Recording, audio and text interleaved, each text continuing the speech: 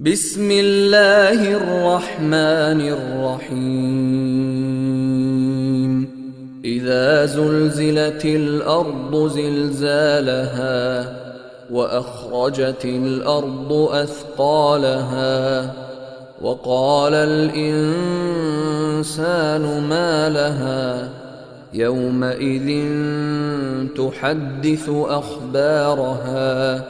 بأن ربك أوحى لها يومئذ يصدر الناس أشتاتا ليروا أعمالهم فمن يعمل مثقال ذرة خيرا يره ومن يعمل مثقال ذرة شرا يره.